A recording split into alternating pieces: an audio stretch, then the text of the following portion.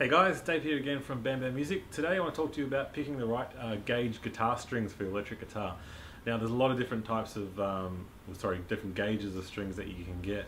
The standard ones being like your 9 to 42 or your 10 to 46, which comes standard on most guitars.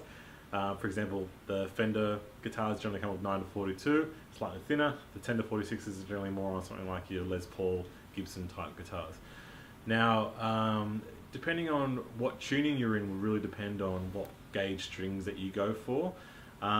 If you're tuning to standard tuning, I recommend going for 9 to 42s or 10 to 46 or up to like an 11 gauge, like 11 to 48.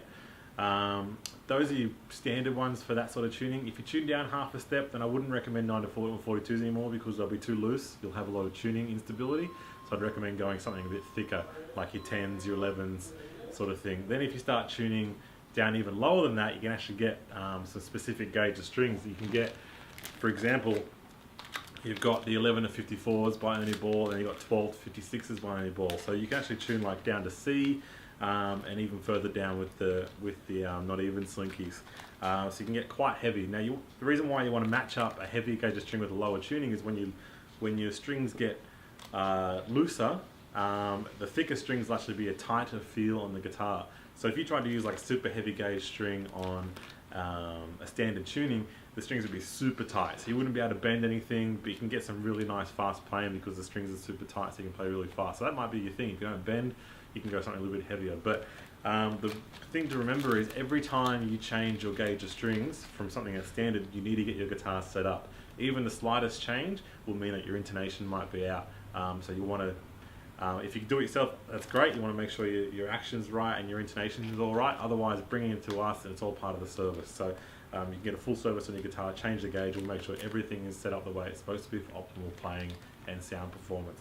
You can see there's tons of different types of strings that you can get out there. And this is just one brand. There's tons of different brands as well too. So yeah, if you're not sure what type of strings gauge you should be using for a particular type of tuning, just give us a call and we can guide you through it. Also, there is, if you've got a 7-string guitar, you can get 7-string packs. You can also get 8-string guitar packs. There's so many different types these days because of all of the 7 strings and 8 strings are much more popular. You can also get gauges to suit those as well too, rather than having to buy a 6-string pack plus extra strings.